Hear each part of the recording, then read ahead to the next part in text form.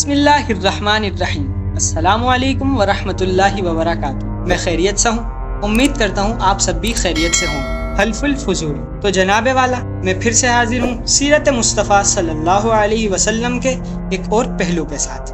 جزیرہ عرب میں کوئی منظم حکومت نہ تھی، نہ وہاں باقاعدہ عدالتیں تھیں تاکہ مظلوم داد رسی کے لیے ان کا دروازہ کھٹکھٹا سکے۔ سارا عرب معاشرہ قبائلی نظام میں جکڑا ہوا تھا۔ اگر کسی قبیلے کا کوئی فرد دوسرے قبیلے کے کسی فرد کو قتل کر دیتا تو مقتول کا قبیلہ صرف اس قاتل کو ہی نہیں بلکہ قاتل کے سارے قبیلے کو اپنے انتقام کا ہدف بنا لیتا۔ لیکن کمزور قبائل کے لیے ممکن نہ تھا کہ وہ طاقتور قبیلے سے اپنے مقتول کا بدلہ لے سکے۔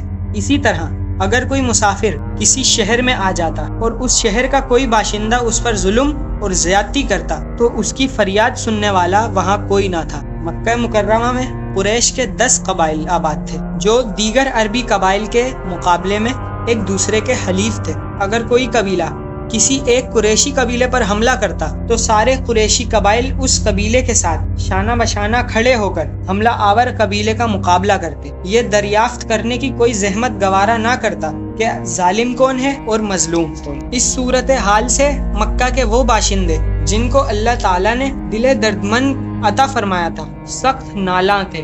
انہیں ہرگز یہ پسند نہ تھا کہ کسی بے سہارا مسافر پر مکہ کا کوئی رئیس زیادتی کرے اور وہ بے بس تماشائی بنے رہے۔ اسی اثنا میں ایک واقعہ پیش آیا کہ زبید یمن کا ایک تاجر اپنے سامان تجارت کے ساتھ مکہ آیا۔ عاص بن وائل جو یہاں کا ایک رئیس تھا، اس نے اس تاجر سے سامان خریدا، پھر اس کی قیمت دینے سے انکار کر دیا۔ وہ بیچارہ مسافر تھا، یہاں اس کی جان نہ پہچان تھی۔ اس نے عاص بن وائل کے دوست قبائل عبد الدار، مخزوم، جمع، سہم، عدی بن کعب سے اس کی شکایت کی اور ان سے درخواست کی کہ وہ اس سلسلے میں اس کی مدد کریں۔ انہوں نے الٹا اسے جھڑک دیا۔ پھر اس شخص نے ان سے مایوس ہو کر ایک اور ہیلا کیا۔ طلوع آفتاب کے بعد جب قریش حرم کعبہ میں حسب معمول اپنی اپنی مجلسیں جمائے بیٹھے تھے تو وہ جبل ابی قبیس کے اوپر چڑھ گیا اور وہاں کھڑے ہو کر بلند آواز سے فریاد کی، اے فہر کی اولاد، اس مظلوم کی فریاد سنو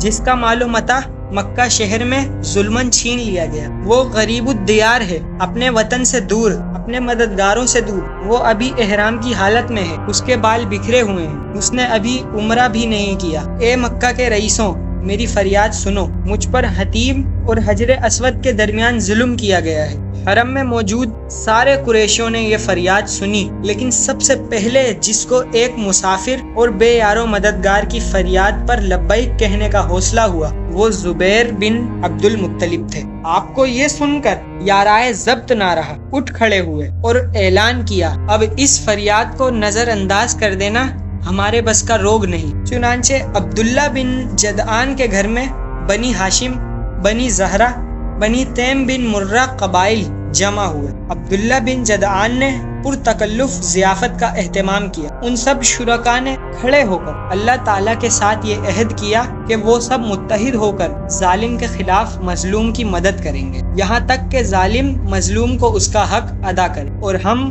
اس عہد پر پابند رہیں گے کہ جب تک سمندر صوف یعنی اون کو تر کرتا رہے، اور جب تک ہیرا اور خبیر کے پہاڑ اپنی جگہ پر قائم رہیں، اور معاش میں ہم ایک دوسرے کی ہمدردی کریں گے۔ اس معاہدے کو حلف الفضول کے نام سے شہرت ملی، کیونکہ عہد قدیم میں بنو جرہم نے بھی اس قسم کا ایک معاہدہ کیا تھا، اور جن 3 آدمیوں نے اس معاہدے کی تحریک کی تھی اور اسے پروان چڑھایا، ان تینوں کا نام فضل تھا۔ ایک کا نام فضل بن فضالہ، دوسرے کا نام فضل بن وداع، تیسرے کا نام فضل بن حارث تھا۔ کیونکہ اس معاہدے کے بھی وہی مقاصد تھے، اس لیے اس کو بھی حلف الفضول کے نام سے شہرت ملی۔ جب یہ معاہدہ طے پا گیا تو سب مل کر عاص کے گھر گئے اور اس سے مطالبہ کیا کہ وہ اس تاجر کا مال واپس کرے۔ اب اسے مجال انکار نہ رہی اور اس نے مجبوراً اس کا مال اس کو واپس کر دیا۔ رحمت عالم صلی اللہ علیہ وسلم کی عمر مبارک اس وقت 20 سال تھی۔ حضور صلی اللہ علیہ وسلم نے اس معاہدے میں شرکت فرمائی۔